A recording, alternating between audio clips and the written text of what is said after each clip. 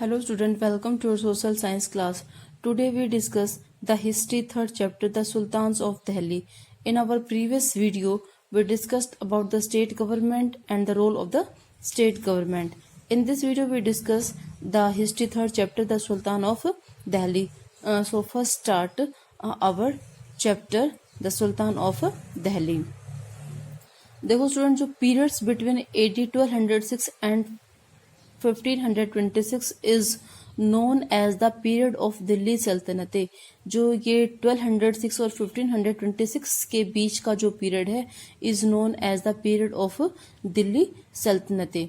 This is because, ऐसा क्यों था, the ruler of this periods, कि इस पीरियड्स के जो रूलर्स थे, मतलब इस टाइम पीरियड्स के अंदर 1206 एंड 1526 टाइम पीरियड्स के अंदर जो रूलर्स थे were known as sultans and they rule from their capital city Delhi. और वो वर जो इस टाइम के जो रूलर थे उनको हम सुल्तान के नाम से जानते थे, और वो कहाँ रूल करते थे, दिल्ली जो उनकी कैपिटल सिटी थी। ठीक है, जो दिल्ली है वो first become the capital of kingdom under the Tomars, a Rajput dynasties of early 12th century AD। कि जो दिल्ली है वो फर्स्ट टाइम कैपिटल बनी थी किसके किंगडम्स में, तोमर्स, जो एक राजपूत डायनेस्टी थी 12th सेंचुरी के अंदर। ठीक है, तो तोमर्स के बाद फिर चौहान आए। ठीक है, इस तरह से जो हमारी मतलब जो दिल्ली जो सल्तनतें हैं उसके अंदर 5 डायनेस्टी इंक्लूड थी, the slave dynasty, the Khilji dynasty, the Tughlaq dynasty, the Sayyid dynasty and the Lodhi dynasty. ये सभी पांचों जो डायनेस्टीज हैं together frame from the Delhi sultanate. तो हम इस वीडियो के अंदर इस डायनेस्टीज को one by one read out करेंगे कि इनके फाउंडर कौन थे, इनके अंदर मतलब कौन कौन से रूलर्स आए। ठीक है, तो first we discussed about the slave dynasty. जो स्लेव डायनेस्टीज है हमारी, उसका जो टाइम पीरियड है वो AD 1206 से लेके 1290 के बीच में है। ठीक है, इसका जो फाउंडर है वो कौन है, कुतुब बिन ऐबक। इसके जो फाउंडर थे वो थे कुतुब बिन ऐबक। ठीक है, और ये well known in history for his courage, fighting skill and good abilities. ठीक है, he ruled only for 4 years। इसने ओनली 4 years मतलब यहाँ पे रूल किया था। ठीक है, ये he was a kind hearted person. ठीक है, और इसको मतलब हिस्ट्री के अंदर लक बख्श और गिवर ऑफ लक के नाम से भी मतलब इसको लोग जानते हैं, because he gave in charities, क्योंकि ये मतलब दान बहुत करता था, चैरिटीज वगैरह मतलब बहुत देता था। ठीक है, he also built 2 mosque, one in Delhi जिसका नाम था Quwwat ul Islam and second at Ajmer is 2.5 Din Ka Jhopra. ठीक है, he also started the construction of the Qutub Minar. उसने कुतुब मीनार का कंस्ट्रक्शन भी स्टार्ट किया था, but due to his sudden death at Lahore, लेकिन लाहौर के अंदर जब उसकी सडनली अचानक मतलब डेथ हो गई तो उसका जो सक्सेसर था, मतलब इसका जो उत्तराधिकारी था इल्तुमिश, उसने इसको बाद में कंप्लीट करवाया।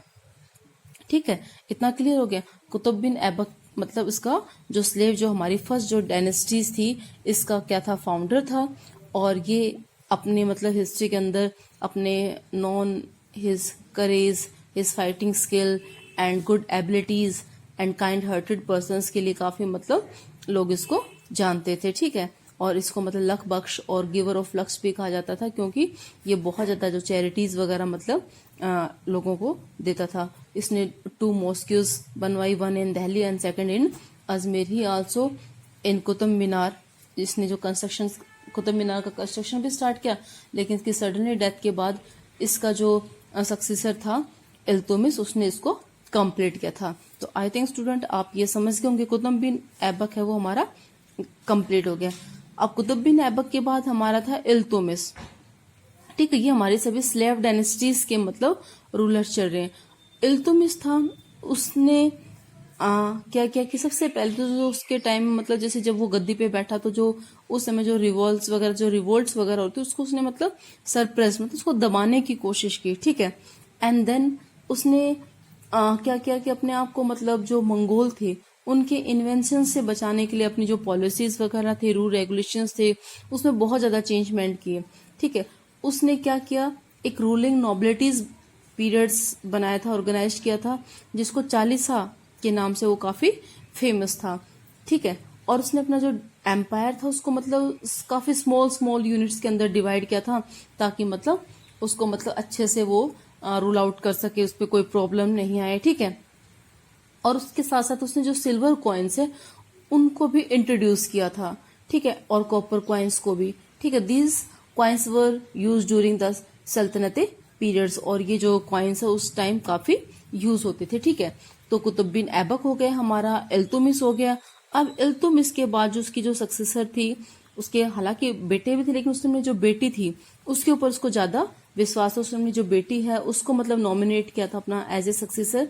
तो रुजिया जो सुल्तान थी वाज यूनिक इन हिस्ट्री, वो हिस्ट्री के अंदर काफी मतलब यूनिक थी। यूनिक क्यों थी?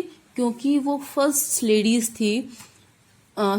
लेडी थी जो मतलब मेडिवल्स पीरियड्स के अंदर जो मुस्लिम रूलर्स बनी थी। ठीक है, और सी वहां ए ब्रेव, वो काफी ब्रेव थी। ठीक है, इंटेलिजेंट थी, और उसके अंदर एक जो ग्रेट रूलर्स के अंदर जो भी क्वालिटीज होनी चाहिए वो सारे उसके अंदर थी। ठीक है, और she was an excellent horse women, और मतलब वो घुड़सवारी बहुत अच्छी जानती थी। उसकी जो ड्रेसिंग सेंस होती थी जो जेंट्स की तरह होती थी, बिल्कुल आदमियों की तरह वो कपड़े पहनते, उसकी पर्सनैलिटी बहुत अच्छी थी। और आर्मी जब भी मतलब कोई बैटल्स वगैरह होता था तो अपनी आर्मी को वो खुद गाइडलाइंस देती थी। ठीक है, इतनी क्वालिटीज होने के बाद भी जो उसके कोर्ट के जो नोबल्स पर्सन थे, नोबल पर्सन मतलब जो रिच फैमिली से जो बिलोंग करते थे, जो कोर्ट के अंदर जो लोग रहते थे, जो पीपल्स जो वहां पे रहते थे, वो उसको लाइक नहीं करते थे। उनका रीजन क्या था कि वो एक लेडीज है, इस वजह से वो उसको लाइक नहीं करते थे।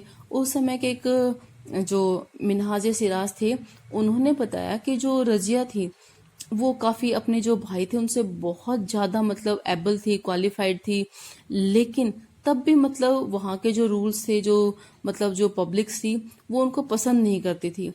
क्यों पसंद नहीं करती थी? कि वो नहीं चाहते थे कि मतलब कोई लेडीज हमारे ऊपर है वो रूल करे। ठीक है, तो इस वजह से मतलब सभी उससे नाखुश होते थे, और इसी वजह से मतलब जो रजिया सुल्तान थी उसकी 1240 के अंदर डेथ कर दी गई, उसको मार दिया गया। ठीक है, रजिया सुल्तान के बाद काफी मतलब वो रूलर्स आए, लेकिन वो सभी मतलब इतने इम्पोर्टेंट नहीं थे, मतलब थोड़े टाइम के लिए आए और फिर चले गए। इसके बाद आया था गयासुद्दीन बलबन। ये क्या था? काफी एक्सपीरियंस पर्सन था, कैपेबल रूलर्स था। ठीक है, he was non for his strong policies, वो अपनी स्ट्रॉन्ग पॉलिसी के लिए काफी फेमस था। ठीक है, उसने क्या किया कि अपने रूलर्स को मंगोल इन्वेंशन से बचाने के लिए काफी मतलब रूल रेगुलेशंस में चेंज किए।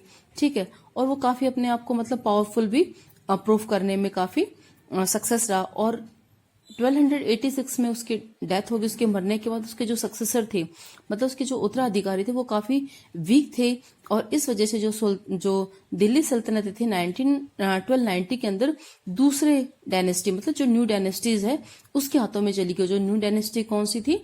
The Khilji dynasty.